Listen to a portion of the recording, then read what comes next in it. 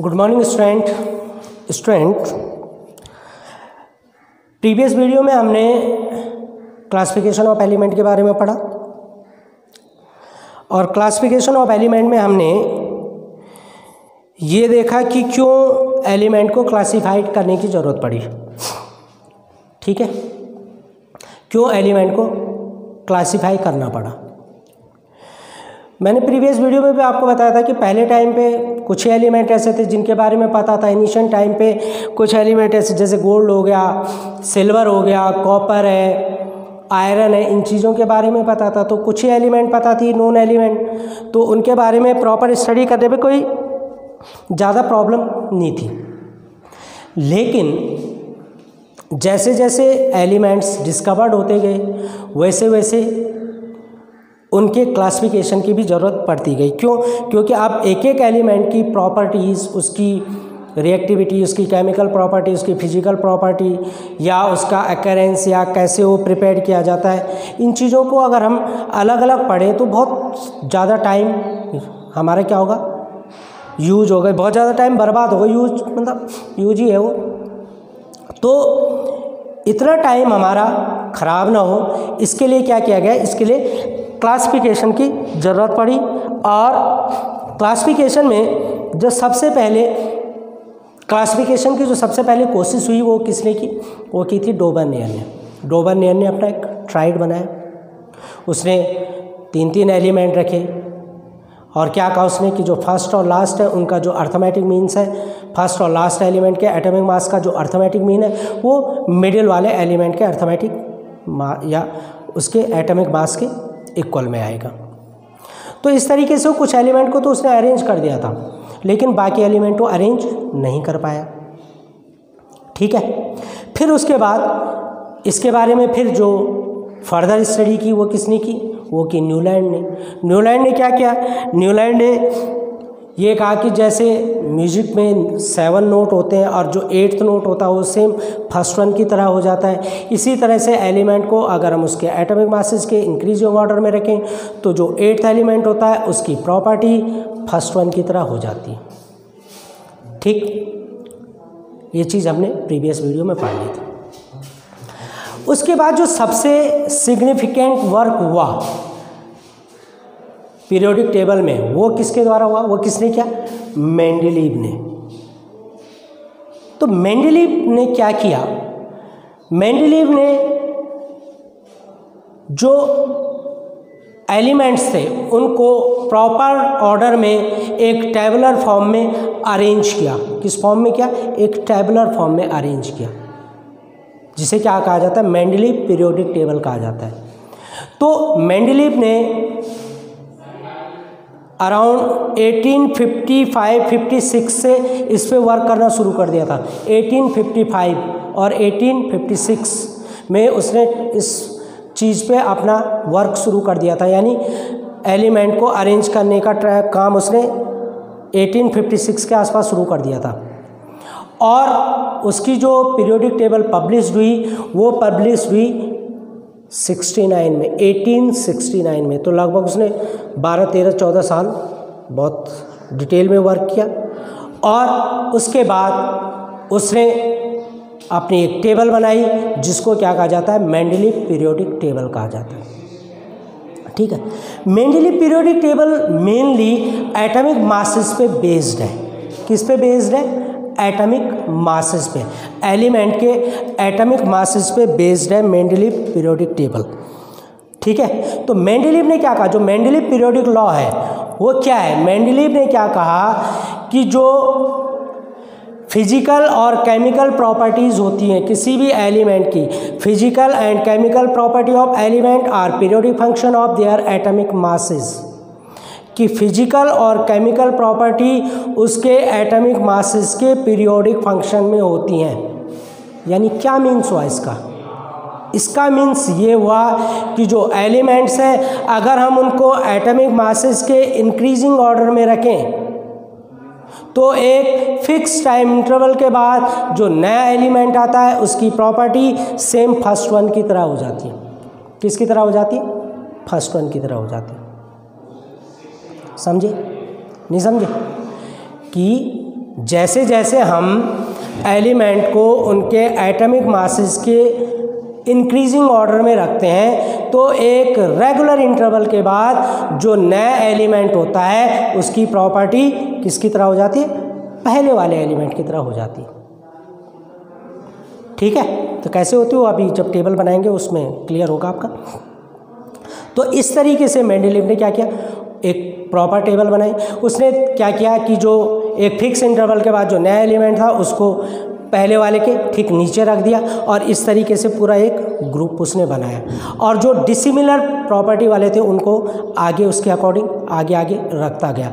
तो इस तरीके से उसने अपनी पीरियोडिक टेबल को किस में डिवाइड किया, ग्रुप और पीरियड में। किस में डिवाइड किया उसने, ग्रुप और पीरियड में। तो हॉरिजॉन्टल और वर्टिकल, जो वर्टिकल थे, वर्टिकल क्या हो गया आपके, ग्रुप हो गए, और हॉरिजॉन्टल क्या हो गया आपके, पीरियड हो गए। तो मेंडलीव ने अपनी पीरियोडिक टेबल को 8th ग्रुप और 7th पीरियड में डिवाइड किया। जो ओरिजिनल मेंडलीव पीरियोडिक टेबल है वो किसमें 8th ग्रुप और 7 पीरियड में क्या है, डिवाइडेड है। तो कैसे इसने डिवाइड किया वो मैं यहाँ पे मेंडलीव पीरियोडिक टेबल आपको बता रहा हूँ। मेंडलीव ने अपनी पीरियोडिक टेबल को 8th ग्रुप में डिवाइड किया।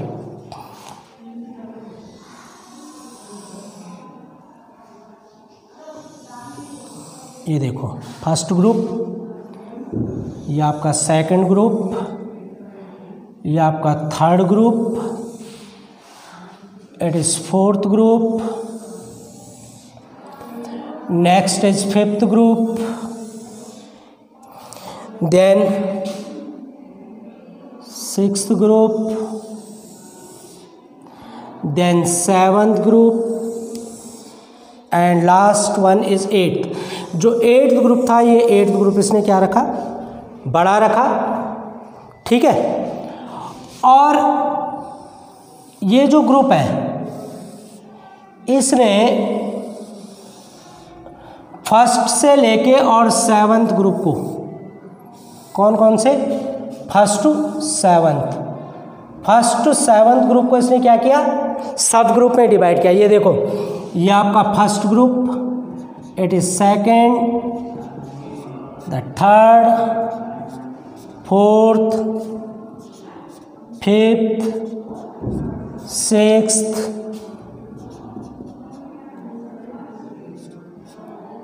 Seventh, and that is 8th group. Mendeleev ने अपने फर्स्ट से लेकर और जो 7th ग्रुप है इन ग्रुप को फिर सब ग्रुप में डिवाइड किया।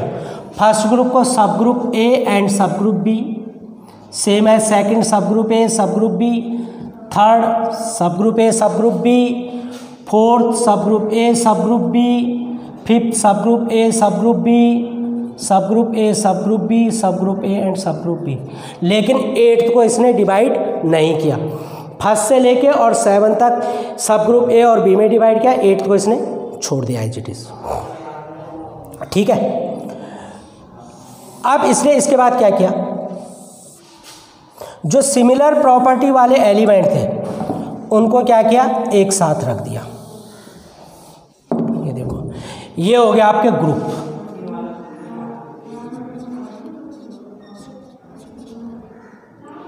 और ये हो गया आपका period, first period,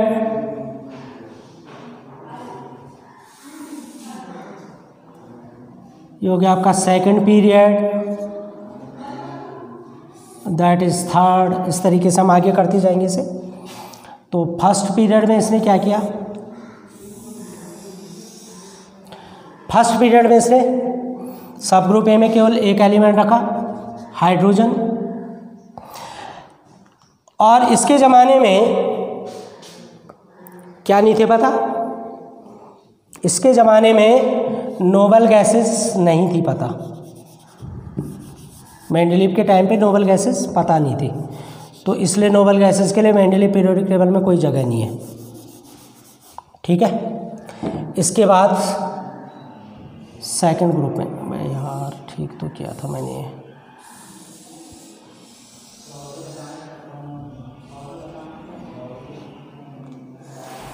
second group में क्या किया इसने,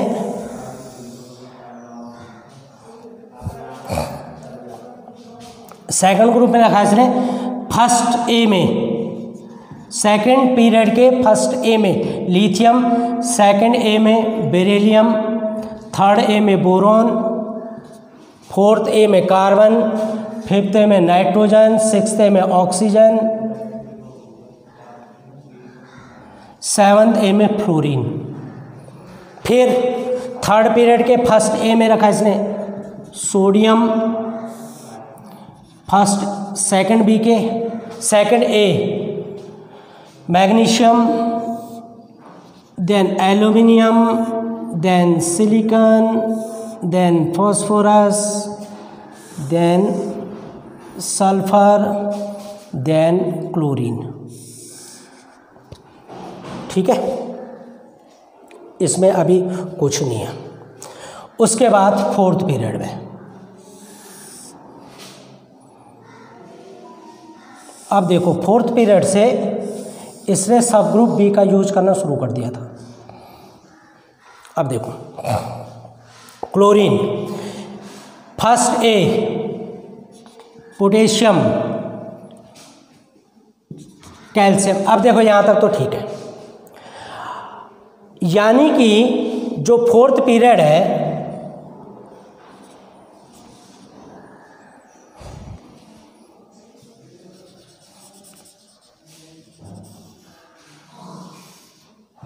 फोर्थ पीरियड के इसने सब ग्रुप में डिवाइड किया फोर्थ ग्रुप को। इसको हम थोड़ा सा बाद में बना लेंगे।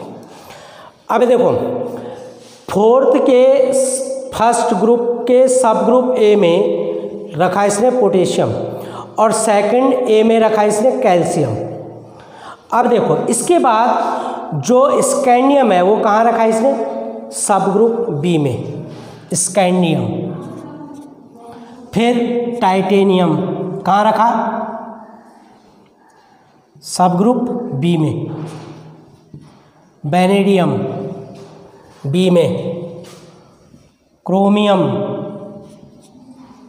बी, मैग्नीज Mn सेवंथ के सब ग्रुप बी में, और एट्थ में रखे इसने आयरन, कोबाल्ट और निकल कि इन तीनों की प्रॉपर्टी सिमिलर होती है, तो उसने इनको सिमिलर एट्थ में रख दिया। उसके बाद क्या किया इसने, कोबाल्ट, निकल, देन Cu, कॉपर, कॉपर कहाँ रखा फर्स्ट बी में, देन जिंक कहाँ रखा सेकंड के बी ग्रुप में। अब इसने जिंक के बाद गैलियम, इसके ज़माने में गैलियम पता नहीं था, जर्मेनियम भी नहीं था पता, आर्सेनिक As सब ग्रुप ए में, सेरेलियम एंड ब्रोमीन, ये आ गया आपके फोर्थ में।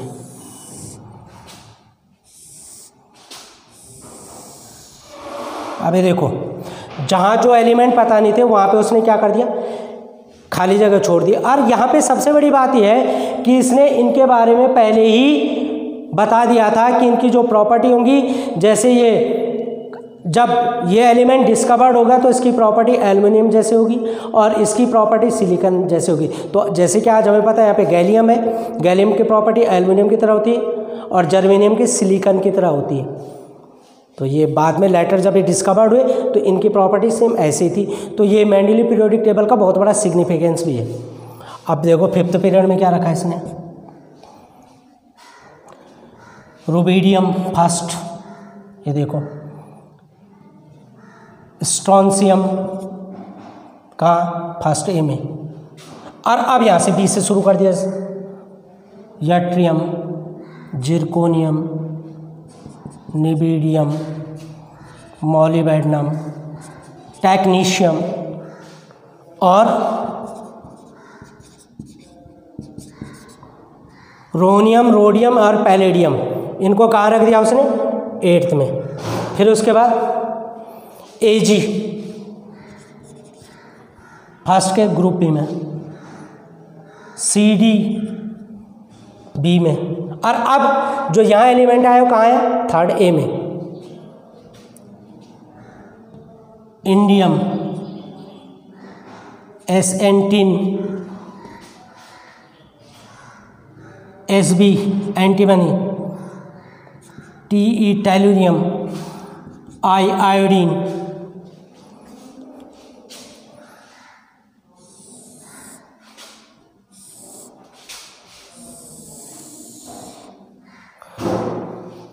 फिर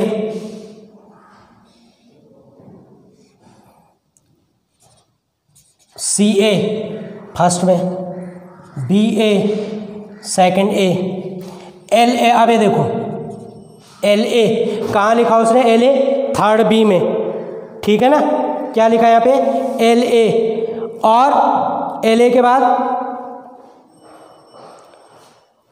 HF नहीं था पता, ये एलिमेंट नहीं थे।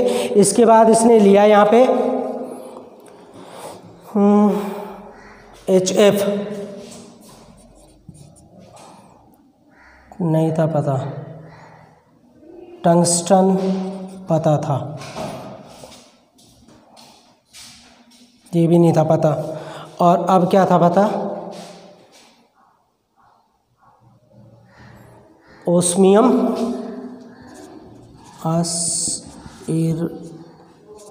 पट, ओस्मियम, इरिडियम एंड प्लेटिनम। फिर लिया इसने यहाँ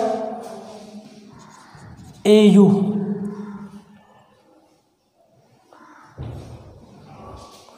देन Hg,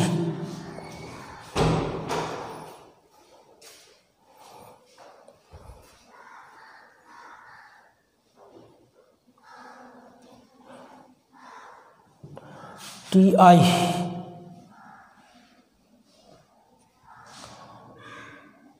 लेड, बिस्मिथ, नहीं पता। तो ये आपकी मेंडलीव पीरियोडिक टेबल। तो जहाँ जहाँ ये गैप्स हैं इसमें, इन जगह पे मेंडलीव ने ये प्रिडिक्शन कर दिया था कि जो नेक्स्ट एलिमेंट आएंगे उनकी प्रॉपर्टी इसकी तरह होगी। तो शुरुआती जो मेंडलीव पीरियोडिक टेबल है वो इस तरीके से थी, और उसके टाइम पे 63 एलिमेंट नोन एलिमेंट थे, तो इसमें काउंट कर लेना, आई थिंक 63 होंगे। तो ये मेंडलीव की पीरियोडिक टेबल है। आपके पास जो मेरे ख्याल से पीरियोडिक टेबल है वो 1905 में पब्लिश हुई, जिसमें कि थोड़ा सा और मॉडिफिकेशन भी कर दिया गया था, क्योंकि तब नोबल गैसेस के बारे में पता चल गया था। तो ये ओरिजिनल पीरियोडिक टेबल है मेंडलीव की, ठीक है बच्चों। तो इस तरीके से मेंडलीव पीरियोडिक टेबल बनती है। उसने first, second, third, fourth, fifth, six, seventh, eighth group बनाए, 6-7 पीरियड बनाए, और उसके बाद क्या किया उसने, जो ग्रुप है उनको सब ग्रुप ए बी में डिवाइड किया 7 तक, और 8th को उसने एज इट इज़ रहने दिया। 8th ग्रुप में उसने 3 एलिमेंट लिए जिनकी प्रॉपर्टीज क्या होती है, सेम एक जैसी प्रॉपर्टी वाले थे। तो इस तरीके से उसने मेंडलीव ने अपनी पीरियोडिक टेबल को फिल किया, ठीक है बच्चों। नेक्स्ट उसमें हम इसके एडवांटेज पढ़ेंगे और डिसएडवांटेज कि क्या है मेंडलीव के, इनके बारे में हम अगले वीडियो में पढ़ेंगे। Till then good bye.